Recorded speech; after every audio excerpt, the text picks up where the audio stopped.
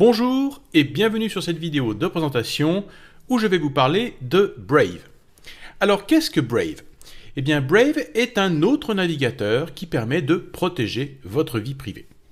Alors Brave est basé sur Chromium, tout comme Google Chrome ou encore Opera ou Iridium que je vous avais déjà présenté et beaucoup d'autres navigateurs en fait qui sont basés sur Chromium qui lui-même est basé sur le moteur Blink qui est un moteur donc pour naviguer sur le web.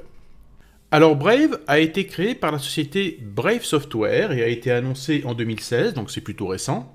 Et le directeur de Brave Software est Brendan Eich, qui n'est pas n'importe qui, puisque ce monsieur est cofondateur de Mozilla, qui je vous le rappelle, Mozilla s'occupe de Firefox, et il est également le créateur du JavaScript, donc ce n'est pas n'importe qui. Donc, qu'est-ce qui a motivé Brendan Eich de créer ce navigateur? Eh bien, c'est principalement le problème de la publicité. Il a constaté en fait que l'hostilité des utilisateurs par rapport à la publicité intégrée dans les sites internet était grandissante. Et donc, il part du principe que tôt ou tard, les gens ne voudront absolument plus de la publicité. Et d'ailleurs, on peut le voir, il y a de plus en plus de gens qui utilisent des bloqueurs de publicité. Et donc, les personnes qui sont financées par cette publicité et qui permet de financer leur travail lorsqu'ils créent des blogs ou des vidéos, eh bien, risquent de ne plus recevoir un seul centime pour financer leur projet. Donc, l'objectif de Brave n'est pas seulement de protéger votre vie privée, mais également de trouver un autre moyen de financer les producteurs de contenu. En fait, Brave serait peut-être le navigateur post-publicité du futur. Alors comme vous pouvez le voir à l'image, ici j'utilise Brave sous Fedora. Donc Brave fonctionne très bien sur toutes les plateformes, y compris les téléphones mobiles. Donc lorsque vous l'ouvrez, eh bien vous tombez sur cette page d'accueil avec une image aléatoire qui s'affiche, qui sont toujours des très beaux paysages ou des bâtiments comme ici vous l'avez à l'image. Et puis vous avez également quelques statistiques qui vous sont données ici, comme par exemple tout ce qui a été bloqué et également le passage en HTTPS. En effet, on va le voir tout à l'heure, Brave intègre HTTPS Everywhere, le fameux plugin que je vous avais présenté qui permet de s'assurer que les sites que l'on visite soient toujours en HTTPS quand cela est possible. Et également ici, on voit également une statistique concernant le temps économisé estimé. Pourquoi? Eh bien, tout simplement parce que par le simple fait que Brave enlève tout ce qui est publicité, eh bien cela accélère grandement le chargement des pages que vous allez visiter.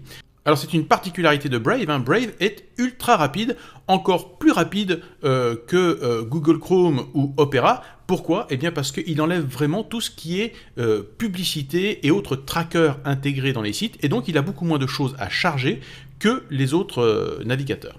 Donc un grand gain de rapidité, ce qui est très agréable. Alors pour installer Brave, eh bien c'est simple, vous devez aller sur le site brave.com.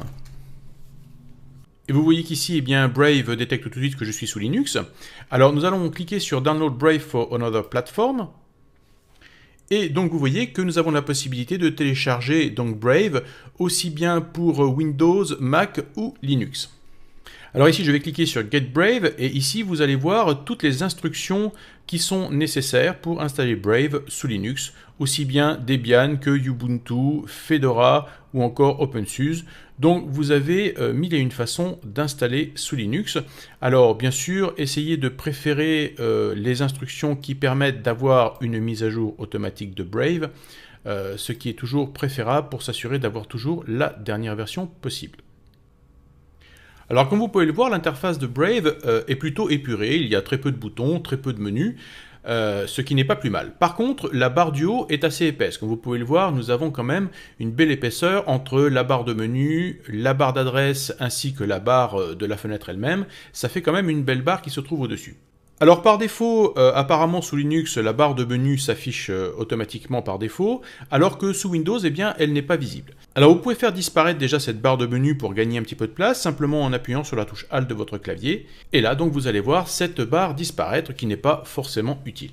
Ensuite, eh bien, vous avez ici trois petits points qui vous permettent d'accéder eh bien, au menu habituel que l'on trouve souvent dans les navigateurs, dans lequel vous pouvez trouver les signés, bouclier, download, la possibilité d'imprimer une page, ainsi que les paramètres. Vous avez également ici la petite étoile qui vous permet de mettre en favori un site que vous êtes en train de visiter. Alors voyons un petit peu comment se comporte Brave si nous allons par exemple sur un moteur de recherche comme Qwant. Donc première chose, vous voyez que instantanément, eh bien, il a été mis en HTTPS et que la page s'est chargée extrêmement vite. Et ici, nous allons nous intéresser au petit bouton qui se trouve ici en haut à droite, qui représente donc la tête de lion emblème de Brave, et nous allons cliquer dessus. Et comme vous le voyez, ce menu est particulièrement intéressant puisqu'il va vous permettre de spécifier pour chaque site que vous visitez très précisément ce que vous voulez bloquer ou non. Donc ici, vous voyez que par défaut, les boucliers sont levés. Alors regardons un petit peu les paramètres que nous avons ici en bas dans Contrôle avancé. Alors déjà, nous voyons ici que par défaut, les publicités sont bloquées. Si je clique sur le menu, j'ai la possibilité d'afficher les publicités de Brave, donc qui sont sponsorisées par Brave, ou alors d'autoriser les publicités et le pistage global, comme ça se fait sur les navigateurs classiques. Également, nous avons la même chose concernant ici les cookies. Ici, les cookies tiers sont bloqués, c'est-à-dire les cookies qui n'appartiennent pas spécifiquement à ce site, mais qui sont des cookies tiers qui peuvent être pistés par ce site. Ou alors, on peut autoriser tous les cookies, ou alors bloquer tous les cookies. Nous voyons ici que HTTPS Everywhere est activé. Par contre, les scripts, c'est-à-dire tout ce qui est JavaScript, n'est pas bloqué. Nous avons ici une protection contre la prise d'empreintes, c'est les fameux fingerprints dont je vous avais déjà parlé et qui permet d'identifier un utilisateur sans forcément utiliser son adresse IP, mais simplement en récupérant des paramètres de sa machine ou de son navigateur. Donc ici, on peut, si on veut, par exemple, cliquer et faire en sorte que ce soit beaucoup plus difficile d'avoir une empreinte unique de l'utilisateur. Ceci étant dit, cela peut poser quelques problèmes sur certains sites qui, par exemple, auront du mal à détecter votre langue, et ainsi mettre le site sur la langue correspondante à votre localisation. Donc, à voir si c'est intéressant pour vous d'activer ou non cette protection contre les fingerprints. Ensuite, eh bien, il y a une petite protection contre l'hameçonnage, c'est-à-dire que Brave va se baser sur une liste noire des sites qui sont connus pour faire de l'hameçonnage et va donc les bloquer automatiquement. Ce n'est en aucun cas ici un antivirus, c'est juste quelque chose qui va permettre de bloquer les sites connus pour l'hameçonnage ou qui contiennent des logiciels malveillants. Alors maintenant, intéressons-nous à bloquer les scripts, qui est un équivalent du plugin NoScript que l'on retrouve par exemple dans le Tor Browser. Et vous allez voir que ici, si j'active bloquer les scripts sur Qwant, eh bien soudainement, Qwant va se transformer en Qwant Lite, c'est-à-dire que tous les scripts qui permettent de faire fonctionner normalement toutes les fonctionnalités du moteur de recherche Qwant, eh bien, ne pouvant plus être actives, il va basculer automatiquement sur le Qwant Lite qui ne contient aucun script. Alors ici, pourquoi on se retrouve de nouveau avec bloquer les scripts désactivés? Eh bien tout simplement parce que je ne suis plus sur Qwant.com, mais sur liteqwant.com. Et ce menu ici permet vraiment de spécifier ce que l'on veut pour chaque site visité, y compris les sous-domaines. Donc ici, je peux de nouveau remettre bloquer les scripts. Et vous voyez qu'on a deux scripts ici qui ont été bloqués. Donc c'est vraiment une interface très intéressante qui vous permet non pas de faire des blocages globaux sur tous les sites que vous allez visiter, mais de pouvoir vous-même spécifier très précisément ce que vous voulez bloquer ou non. Car certains sites malheureusement refuseront de fonctionner si vous bloquez trop de choses. Donc vous pourrez, de façon très granulométrique, fixer vous-même les règles. Au passage, remarquez que l'interface est plutôt jolie. Bien maintenant, je vous propose d'aller voir dans les paramètres globaux de Brave. Alors dans l'onglet général, nous allons retrouver les paramètres habituels que l'on trouve dans la majorité des navigateurs, c'est-à-dire le comportement des onglets, de la page d'accueil, l'emplacement où doivent être enregistrés les fichiers que l'on télécharge, etc. Donc là, rien de très nouveau. Remarquez ici également que vous avez la possibilité d'importer des historiques de navigation, des signés, des cookies, etc. de votre ancien navigateur que vous utilisiez auparavant, comme par exemple ici Firefox. Alors sous Windows, vous aurez également la possibilité d'importer des informations venant de Microsoft Edge ou Microsoft Internet Explorer. Donc ici, si vous décidez de passer sur Brave, eh bien vous pouvez rapatrier tous vos précieux signés. Alors allons maintenant dans l'onglet Recherche. Alors là, petit point noir, on remarque que Brave met par défaut le moteur de recherche Google. Franchement, pour un moteur de recherche qui veut protéger votre vie privée, c'est pas génial. Mais remarquons tout de même que dans cette liste, on retrouve des moteurs de recherche comme DuckDuckGo, comme Startpage, ou encore Qwant ou Yandex, qui sont reconnus pour protéger votre vie privée. Donc vous pourrez facilement aller faire un tour sur ces moteurs de recherche et les définir par défaut, prendre celui qui vous plaît le mieux. Un simple clic permet, par exemple ici, de passer Qwant en moteur de recherche par défaut. Il est dommage que ce soit Google qui soit mis par défaut, mais que voulez-vous, il est toujours difficile de changer les vieilles habitudes. Ensuite, vous retrouverez bien sûr les paramètres habituels concernant les onglets, et nous allons passer à l'onglet Sécurité, qui est très intéressant. Alors, dans l'onglet Sécurité, eh bien déjà, vous avez la possibilité d'effacer une multitude de choses lorsque vous allez fermer Brave. Par exemple, l'historique de navigation, l'historique de téléchargement, les images et fichiers en cache, etc., etc. Donc, lorsque vous fermerez Brave, si vous activez l'une de ces fonctionnalités, eh bien, elles seront effacées, le cache sera effacé et il n'y aura rien qui sera laissé derrière vous. Donc, ça, c'est très intéressant.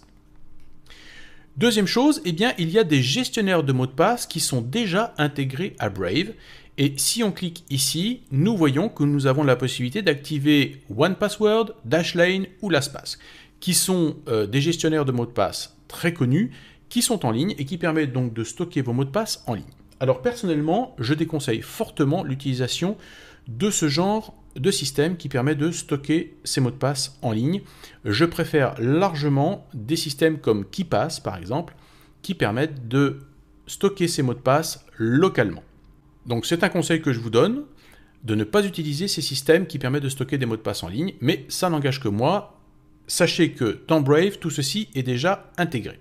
Ensuite, vous avez bien sûr la possibilité d'activer le remplissage automatique des données. Lorsque vous avez des formulaires qui vous demandent votre nom, votre adresse, etc., eh bien, vous pouvez déjà pré-remplir ça ici, et Brave se chargera bien sûr de remplir ces formulaires pour vous automatiquement. Ensuite, eh bien, vous avez le fameux Do Not Track, ne pas pister, qui peut être activé d'ailleurs dans beaucoup de navigateurs, vous retrouverez ça aussi dans Google Chrome. Le problème, c'est que ce Do Not Track n'est pas souvent respecté, donc c'est bien de l'activer, mais très honnêtement, souvent ça ne sert pas à grand chose. Vous remarquerez également que si vous activez certaines fonctionnalités, eh bien, il y a besoin de redémarrer le navigateur pour que cela soit mis en fonction. Ensuite, nous retrouvons ici la fameuse synchronisation que l'on retrouve maintenant dans tous les navigateurs, qui vous permettent en fait de synchroniser toutes les données de vos navigateurs entre vos différentes machines, ce qui vous évite de faire des importations, exportations, etc. Donc là, vous avez une synchronisation qui se fait par le réseau. Personnellement, je n'aime pas trop ce genre de choses, car je n'aime pas voir mes données de navigation et autres se balader sur le réseau. Mais si c'est quelque chose qui vous facilite la vie, eh bien sachez que Brave est tout à fait capable de le faire. Alors nous reviendrons sur paiement un peu plus tard. Nous allons passer d'abord à extension. Alors comme nous l'avons vu tout à l'heure, eh bien il y a dans Brave les fameux plugins qui permettent d'utiliser OnePassword, Dashlane et LastPass. Donc ils ne sont pas activés par défaut, mais vous pouvez les activer si vous utilisez l'un de ces services. Vous avez également un plugin qui permet de voir les PDF en HTML5. Également le fameux Pocket qui permet de mettre de côté certains sites pour aller les voir plus tard. Et enfin un Torrent Viewer qui permet de voir directement les torrents dans le navigateur. Et ça, c'est activé par défaut. Enfin, nous allons faire un petit tour dans les modules complémentaires. Alors, par défaut, Flash est désactivé sur Brave. Et très honnêtement, je pense qu'il ne sera pas nécessaire de l'activer puisque vous savez que maintenant, Adobe Flash est abandonné par tous les navigateurs. Donc il y a de fortes chances que vous n'ayez plus besoin d'activer cette fonctionnalité. Néanmoins, il vous est laissé le choix de réactiver Adobe Flash si vous en avez vraiment besoin, si vous tombez sur des sites qui ne sont vraiment pas à jour. Mais aujourd'hui, la majorité des sites maintenant tournent avec de l'HTML5 et n'ont plus besoin de Flash. Ensuite, eh bien, regardons Bouclier. Eh bien, Bouclier reprend exactement ce que nous avons vu tout à l'heure dans le menu. Sauf que là, les paramètres sont globaux, c'est-à-dire qu'ils vont s'appliquer par défaut à tous les sites que vous allez visiter. Vous voyez que d'ailleurs, il a déjà enregistré les exceptions concernant les sites que j'ai déjà visités, comme Qwant ou LightQuant. Donc ici, si je veux que les scripts soient bloqués sur tous les sites que je vais visiter, j'ai juste à faire ceci, et ce sera fait systématiquement. Alors le problème, c'est que si je bloque les scripts sur tous les sites, vous verrez qu'il y a pas mal de sites internet qui refuseront de fonctionner puisque beaucoup de sites internet aujourd'hui reposent sur du JavaScript. Ensuite, vous pouvez cliquer sur Gérer les paramètres de blocage des publicités pour activer des filtres supplémentaires. Donc vous voyez qu'il y en a une très grande liste. Donc si vous voulez utiliser des listes supplémentaires de blocage, eh bien elles sont toutes là et vous pouvez les activer à volonté. Et enfin, nous allons faire un petit tour sur Avancer, qui permet, entre autres ici, par exemple, d'utiliser l'accélération matérielle lorsque cela est possible, entre autres grâce à votre carte graphique. Et vous avez la possibilité également d'envoyer des rapports d'incidents ou des statistiques à Brave. C'est un petit peu de télémétrie. Si vous voulez aider Brave à développer son navigateur, eh bien, vous pouvez activer ces fonctionnalités pour pouvoir leur envoyer quelques données. Ça, c'est à vous de voir. Mais étant donné que c'est un navigateur qui doit protéger votre vie privée, il est bien sûr un petit peu paradoxal de faire de la télémétrie avec. Donc vous voyez qu'ici la télémétrie est désactivée, il y a juste les rapports d'incidents qui sont activés. Donc cela reste plutôt correct en matière de protection de vie privée. Alors allons maintenant sur ce fameux onglet Paiement, qui est en fait la véritable innovation de Brave. Et en fait, c'est la véritable différence qu'il y a entre Brave et les autres navigateurs. Donc, Brendan Eich, le fondateur de Brave Software, est donc parti du principe que la publicité ne permettra plus, tôt ou tard, de financer les contenus sur Internet. Donc, il a intégré à son navigateur un système de paiement par monnaie numérique. Donc ici, ce qu'on vous propose de faire, c'est de mettre de l'argent dans un portefeuille numérique, et en plus de façon anonyme. Vous voyez qu'ici, il est utilisé Private Internet Access pour anonymiser en fait votre porte-monnaie numérique. Le porte-monnaie est fourni par BitGo. Et enfin, vous pouvez donc utiliser le système Coinbase pour charger votre portefeuille avec la somme que vous voulez. Si vous voulez par exemple mettre 20 € dans votre portefeuille en monnaie numérique, eh bien vous pouvez le faire. Alors activons cette fonctionnalité ici. Vous voyez que c'est une version bêta, et vous voyez qu'ici, eh bien, on a la possibilité, par exemple, de mettre un budget mensuel de 5 $, et vous pouvez cliquer ici sur « Ajouter des fonds » pour ajouter des bitcoins à votre porte-monnaie numérique Brave. Le but étant que lorsque vous allez visiter des sites, vous allez pouvoir choisir les sites que vous voulez financer. C'est-à-dire, par exemple, vous allez dire, eh bien, quand je visite Quant, je veux pouvoir financer Quant. Et donc, il va y avoir un micro-paiement qui va être fait pour Quant.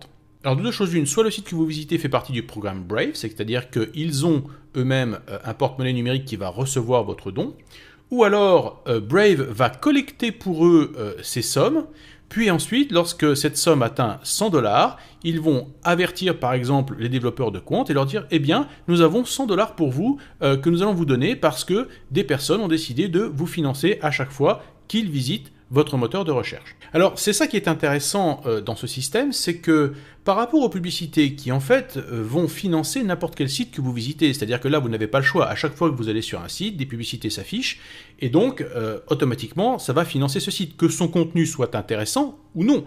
C'est-à-dire que vous allez peut-être cliquer sur un site qui va être totalement inintéressant, dont le contenu, d'ailleurs, va peut-être être complètement nul, mais vous allez quand même le financer parce qu'il y aura des publicités, et donc, sans le vouloir, vous allez financer quelque chose de complètement nul. Alors qu'avec le système que propose Brave, eh bien vous allez pouvoir financer uniquement les sites qui vous paraissent intéressants et dont le contenu a de la valeur à vos yeux. Alors ça pourrait bien changer la face du web un tel système, parce que forcément, peut-être que les sites de meilleure qualité seront plus financés que les sites qui sont plutôt médiocres. Alors ça peut également être à double tranchant, c'est-à-dire que vous allez peut-être avoir des sites qui vont essayer de se lancer, qui vont peut-être pas forcément être bons au début, qui vont avoir du mal à démarrer parce que, eh bien, ils ne seront pas financés immédiatement. Maintenant, il y a également un autre problème. À partir du moment où vous proposez à un utilisateur de payer pour voir un site ou de le voir gratuitement, il y a de fortes chances pour que l'utilisateur préfère la gratuité au paiement. Alors je pense, mais ça n'a pas été bien sûr annoncé par Brave puisqu'ils n'en sont qu'au début du projet, mais je pense que ceux qui rentreront dans le programme de financement Brave, eh bien proposeront des sites qui ne pourront être visités que si vous utilisez le navigateur Brave. Cela permettra par exemple à des producteurs de contenu de ne plus avoir à utiliser des systèmes de paiement, d'abonnement qu'ils devront gérer, c'est-à-dire que Brave gérera pour eux tous les dons, tous les financements qui se feront automatiquement lorsque les personnes visiteront les sites en utilisant le navigateur Brave. Donc c'est un concept très intéressant. Est-ce qu'il va prendre? Là est toute la question. Mais une chose est sûre, ils ont certainement raison sur le constat que la publicité ne permettra plus un jour ou l'autre de financer les contenus. Donc cette solution pourrait être la solution permettant de remplacer le paiement par les publicités.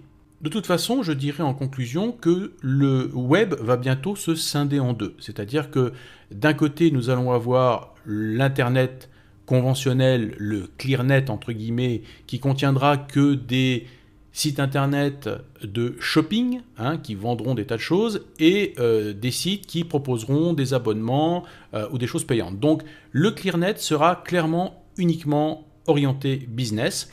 Et le Darknet, comme il est appelé aujourd'hui, eh bien, deviendra l'Internet du libre, c'est-à-dire l'Internet de la gratuité. Et donc l'Internet va se scinder en deux très prochainement. C'est une évidence, c'est déjà en cours et ça va s'accentuer très rapidement. En conclusion, eh bien, je dirais que Brave est un excellent navigateur très rapide, très agréable à utiliser. Donc je vous conseille de l'essayer, à vous de vous faire votre propre opinion, et si vous le trouvez intéressant à utiliser. Une chose est sûre, c'est un très beau projet qui, à mon avis, mérite d'être suivi, et dans l'avenir, eh bien, nous verrons si Brave réussit son pari. Voilà, j'espère que vous avez aimé cette vidéo, et je vous dis à très bientôt pour d'autres vidéos.